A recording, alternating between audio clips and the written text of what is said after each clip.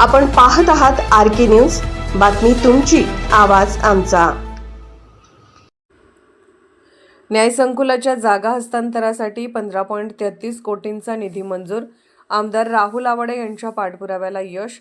अनेक वर्षापासून प्रस्तावित इचलकरंजीतील न्यायसंकुलाचा प्रश्न मार्गी लागला असून इचलकरंजी महानगरपालिकेकडील जागा हस्तांतरासाठी 15,33,60,949 रुपयांचा निधी वितरित करण्यास राज्य शासनाचा विधी व न्याय विभागाने प्रशासकीय मान्यता दिली आहे।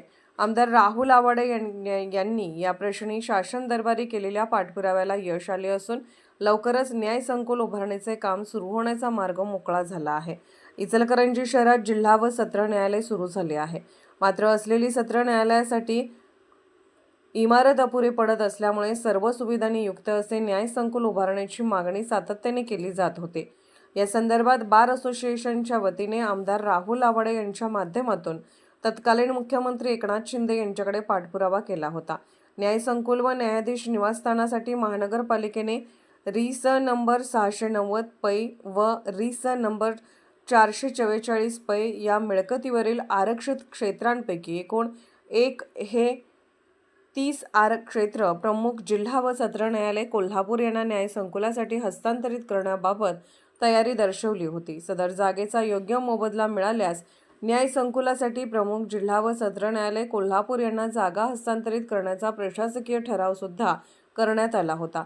संबंधित जागेचे 15,33,60,949 इतके मूल्यांकन करण्यात आले होते। तसा प्रस्ताव सुद्धा महानगरपालिकेकडून राज्य सरकारला सादर करण्यात आला होता। त्यानंतर आमदार राहुल आवाडे यांनी या संदर्भातील पाठपुरावा सुरू ठेवला होता। संबंधित जागेचा मोबदला इचलकरंजी महानगरपालिकेत तातडीने देऊन जागा हस्तांतरण करण्याबाबत शासन निर्णय काढण्यात आला होता। विधी व न्याय विभागाने तातडीने जागेची किंमत महापालिकेकडे वर्ग करून जागा हस्तांतरित करून घ्यावी असे आदेशात म्हटले होते। भूसंपादनासाठी निधीची तरतूद करण्यासाठी केलेल्या आमदार आवाडेंच्या प्रयत्नांना यश आले आहे। या कामी मुख्यमंत्री देवेंद्र फडणवीस, उपमुख्यमंत्री एकनाथ शिंदे, उपमुख्यमंत्री सुनेत्रा पवार यांचे मोलाचे सहकार्य लाभले। राज्य शासनाने विधी व न्याय विभागास प्रशासकीय मान्यता दिली असून कक्ष अधिकारी सुनील आखरे यांनी राज्यपालांच्या आदेशानुसार या संदर्भातील आदेश जारी केला आहे।